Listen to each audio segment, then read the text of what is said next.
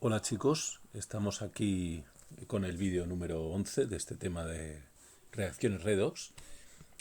En él vamos a hablar fundamentalmente de dos tipos de procesos redox que se utilizan, están a nuestro alrededor constantemente. Son procesos por los cuales en un caso se produce energía eléctrica a partir de esas reacciones redox y en otro caso, gracias a las reacciones redox y la energía eléctrica, pues podemos producir determinado tipo de reacciones.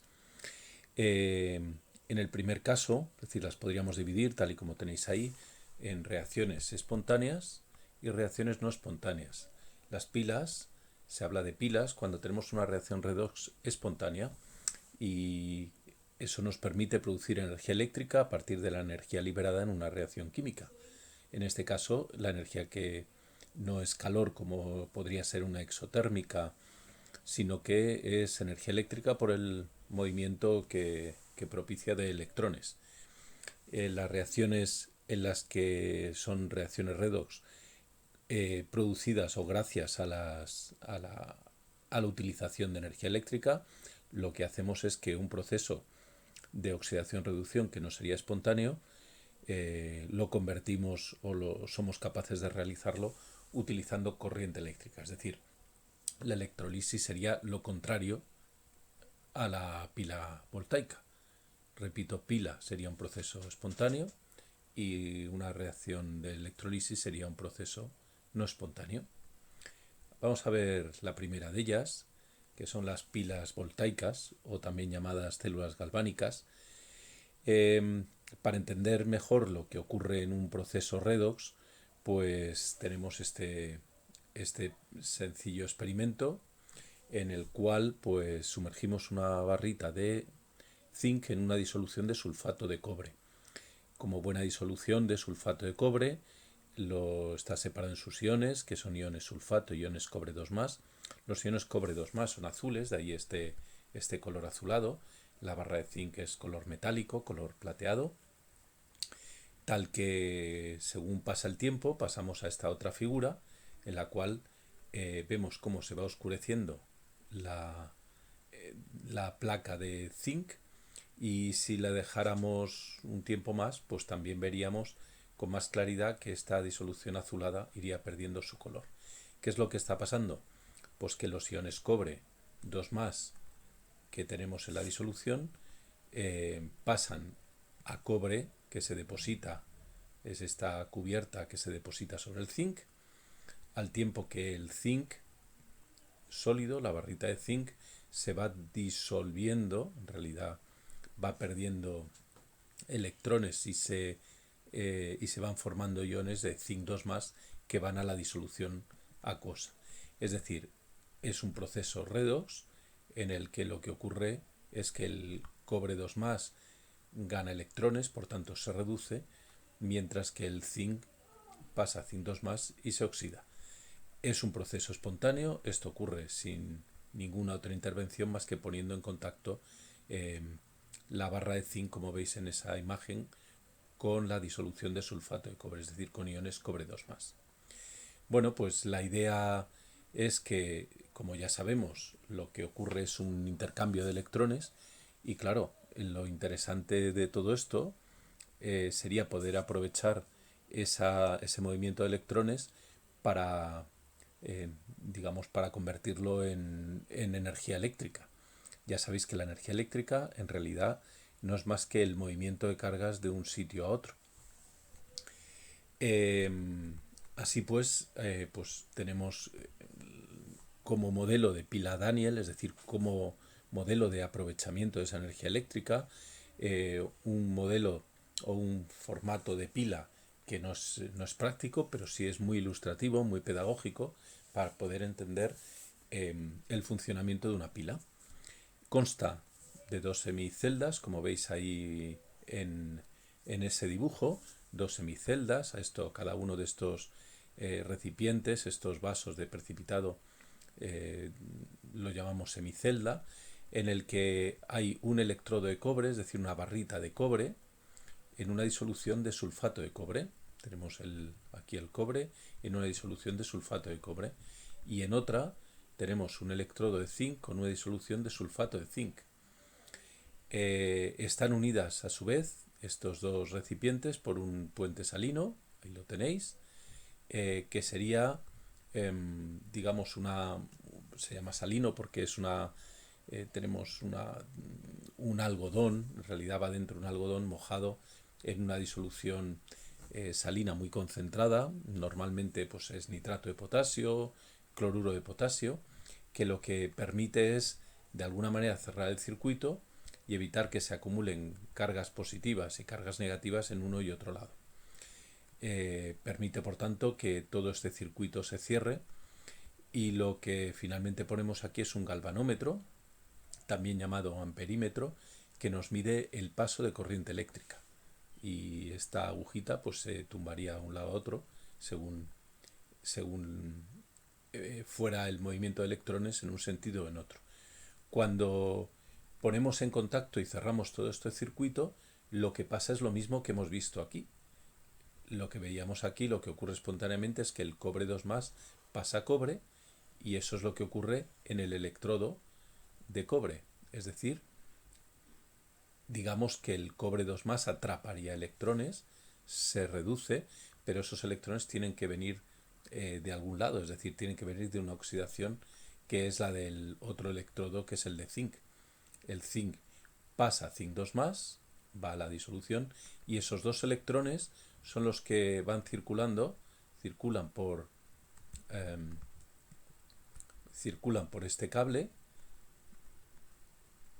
atraviesan el galvanómetro y son los que finalmente estos iones cobre que rodean lógicamente a la placa de cobre hacen que se deposite cobre y se vaya recubriendo esta placa de cobre con cobre sólido, es decir, más cobre sólido que viene de esta reducción. Y esto es un proceso espontáneo. Todo esto hemos producido corriente eléctrica. Y como todo, pues tiene una terminología donde se produce la oxidación, que es este polo, este electrodo, esta barrita de zinc, que es de alguna manera de donde surgen los electrones, es lo que llamamos en electricidad, lo que sería en electricidad el polo negativo. Ocurre la oxidación, y ese polo negativo, que es donde ocurre en este caso la oxidación, se llama ánodo. La palabra ánodo la vamos a asociar a la palabra oxidación, al proceso de oxidación. Allá donde ocurra la oxidación lo vamos a llamar ánodo. Y el otro polo, que es donde, digamos, llegan los electrones, donde habría un defecto de electrones, es lo que sería el polo positivo o cátodo. Entonces ocurre como si en el otro polo ocurre la oxidación, aquí ocurre la reducción, y el cátodo lo vamos a asociar a reducción. Bueno, ese sería lo que es una pila Daniell estándar, la pila Daniell en la que el cobre y el zinc son los electrodos más usados, pero lo podríamos construir con otros metales en otras disoluciones. Pero bueno, para esta en concreto, que es la que tomamos como modelo, pues definimos y concretamos tipos de electrodos, se llama así a cada barra metálica sumergida en una disolución del mismo metal.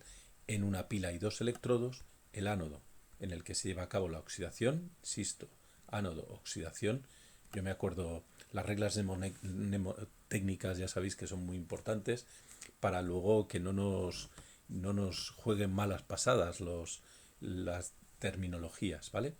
Y allí van los aniones que sabéis que son los iones negativos. En el ejemplo anterior sería el electrodo de zinc cátodo, se lleva a cabo la reducción, ¿vale? Allí van los cationes, y en el ejemplo anterior sería el electrodo de cobre.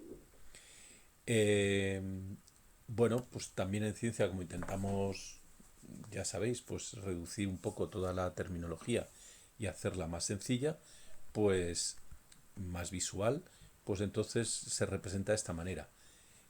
Polo negativo a un lado, polo positivo al otro.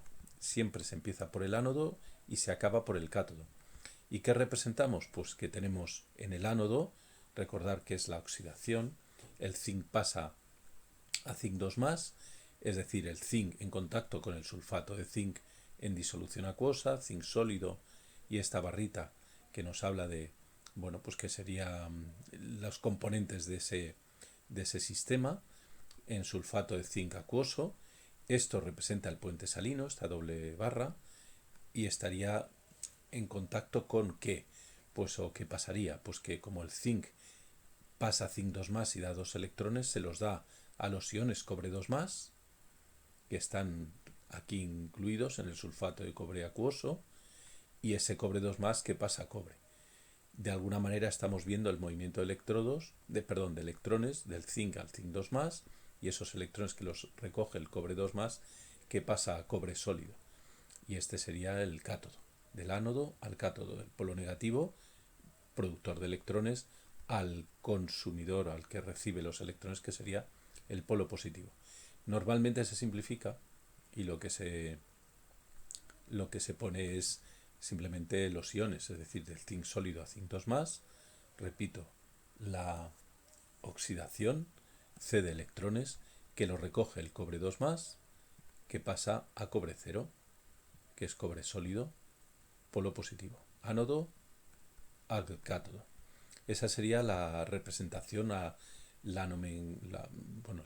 una forma esquemática de representar lo que sería una pila, ¿vale? Veremos más ejemplos más adelante. Una pila, como hemos visto aquí, vuelvo al ejemplo anterior, tenemos aquí que produce energía eléctrica, que nos la mide el galvanómetro. Cada pila, dependiendo de los electrodos que ponga, va a producir más o menos corriente eléctrica. Y esa corriente eléctrica nos la mide lo que se llama el potencial de una pila o diferencia de potencial. Entre dos electrodos de esta pila de electrodos de cobre zinc se genera una diferencia de potencial que se puede medir con un voltímetro. He dicho antes amperímetro, perdonadme, sería un voltímetro galvanómetro, no un amperímetro. En este caso se obtiene un potencial de 0,6 voltios, ¿vale? La diferencia de potencial es una medida de la energía que se obtiene, es decir, de la capacidad de generar movimiento de electrones. Se mide en voltios, en la que un voltio sería un julio por cada coulombio, es decir, un voltio es la energía que le produce,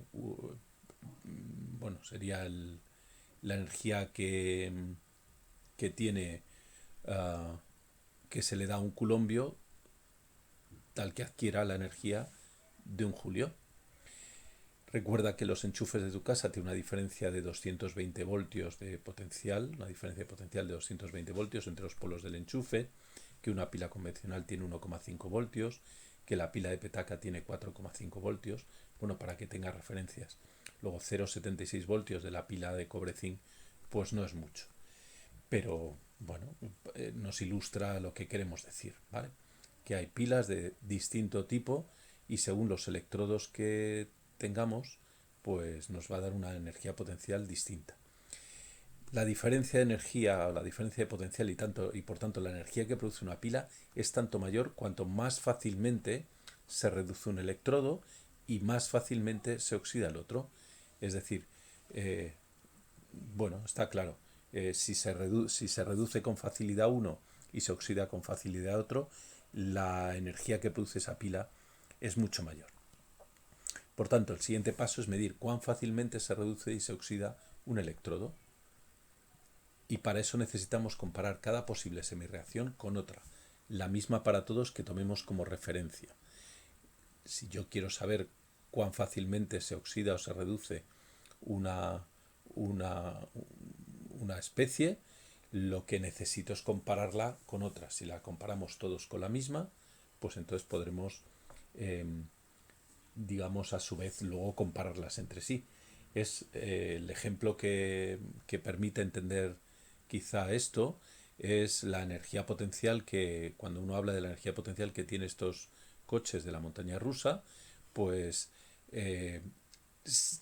están a distinta altura respecto del suelo. Si tomamos siempre el mismo suelo como referencia, pues la energía potencial sería comparable aquí, aquí, aquí, aquí en cualquier punto de esta montaña rusa. Si cambiamos la referencia y vamos o más abajo o más arriba, pues nunca podremos comparar esos valores. Así que necesitamos, para medir la capacidad para reducirse de una especie química, que comparemos a todas con la misma. Necesitamos un suelo que nos permita hacerlo. Y ese suelo al cual le damos energía cero, es decir, cuando decimos la energía respecto al suelo es la que sea de este coche, la energía potencial, es porque atribuimos a que cuando está en el suelo tiene cero. Pero si hiciéramos aquí un hoyo, pues entonces ya no sería cero en este suelo, el suelo bajaría, es decir, y crecería por tanto su energía potencial. Luego la energía potencial depende de la referencia que tomemos, y igual pasa con la energía, la facilidad para oxidarse o no de una determinada sustancia. Por eso necesitamos un electrodo de referencia, y ese electrodo de referencia es el electrodo de hidrógeno que veremos en el siguiente vídeo.